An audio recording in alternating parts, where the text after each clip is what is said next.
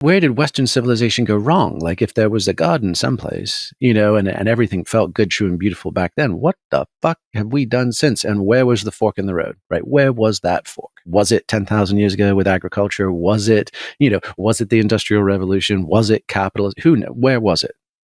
And as a result, I was particularly interested in non-Western cultures. So in grad school, I studied with Vine Deloria Jr., who was a Yale-trained lawyer, but a Lakota elder, and one of the preeminent First Nations thinkers, scholars, and leaders of the 20th century. And I was just hell-bent on doing my dissertation and going into a career in that, like fundamentally where Pema Hamalainen, that Oxford professor, his neck of the woods, he's just come out with a book very recently called In the Indigenous Continent, which is kind of this neat bookend with David Graeber's Dawn of Everything. So it was that neck of the woods. It was literally kind of almost retracing that sort of almost Rousseauian inquiry into what loss of the sacred or sustainable or fill in the blank, what loss has Western civilization? What did we miss, or what did we get wrong, and how do we study it? And at the same time, I was also getting into surf rescue, wilderness medicine, ski patrol, mountain guiding, and psychedelic, Grateful Dead, and mountain town, newgrass culture. So there was righteous musical scene, and kick-ass action sports, and really rigorous academic life of the mind, and they were all informing each other. So we'd go for climbs or skis or boats or expeditions, have wonderful experiences, come back down and be like, okay, what is this landscape? How have humans used this landscape? Let's study this, from indigenous Paleolithic eras all the way to contemporary tourism. Like, what is this place? What are the people's footprint on it? And what are the insights that we're gaining from these tribal shared experiences of communitas and ecstasis? And where are the threads that lead back into the past? So kind of sort of almost like a neuroanthropology, like what's going on right now? Like take something like Grateful Dead culture or Burning Man culture. You'd be like, okay, this is hip. This is happening. All the cool kids are going. What is this thing? There's clearly a there. There's a central experience that is the strong attractor for all these people to show up and do this thing, right? And I mean, for instance, even when John Mayer started playing with the remnants of the Grateful Dead 4 or 5 years ago, they instantly sold out and had the highest grossing tours of those summers. And they've been one of the top highest grossing tours of the last 5 years. That's 50 years after they started. So you're like, there's definitely a there, even if you purely just take market cap, as an indicator, right? And the same with Burning Man. So you're like, okay, what are the core or deep structures underneath this thing? Why does it work?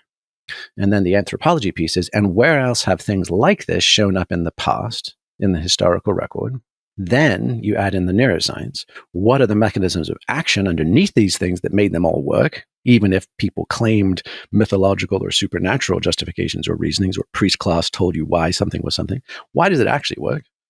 And then how do we use that going forward to architect more interesting, healthy, vibrant, balanced versions of culture going forward? And that's the kind of culture architecture piece. So for me, it's been a curious sort of nature of, almost a sort of rational mysticism, right? Or an agnostic Gnosticism. Like rational mysticism, more like in the tradition of Pythagoras and then Plato and the rest, but really going back to Pythagoras, which was mathematics, music, breaking bread together, wrestling and embodiment, contemplating the mysteries, all of the things, but then also having a really clean, logical Western approach to those things. That to me has just felt like the golden thread that I've sort of spent my life trying to track. And one of the insights that led to the founding of the Flow Genome Project was just, oh shit, we fetishize and idealize all these non-ordinary states, as mystical states, as whatever, or flow states even, just, sort of dropping into the zone, that kind of thing. But once you understand their neurobiological mechanisms, you're like, we can just tune the dials to put ourselves into those exact profiles, theta to alpha, EG, or delta, if you want to go for a really interesting experience, high vagal nerve tone, high norepinephrine and cortisol tapering into a flush of nitric oxide, into oxytocin, serotonin, and anandamide, dopamine into, all of these things, right? In various spinal and postural alignments and movements. And wouldn't you know it, you're going to have you're going to have a more interesting experience in that state than you do in 21st century normal of high agitated beta, drip, drip, drip, steady state cortisol, prefrontal cortex default mode network. And then once we understand that, it's kind of the wizard behind the curtain. You're like, we no longer need to yearn for transcendence and not know how to get there, or wait for lightning to strike. You can sort of build a Tesla coil. You can create the lightning. And once you do that, not only does it get over your sort of neurotic obsessing of those states, but it also means that we can strip out all the mythologies, right? All the just so stories as to why these things work, and just keep the technologies. What are just the straight ahead mechanisms of action? And then you can democratize that. You can say, hey, humans, we generally do better when we have access to a wide range of neurophysiological input. It's why intermittent fasting and saunas and ice baths and all of these things, and high intensity training, we're all craving stretching that window back out beyond 72 degrees and a fridge full of food at all times.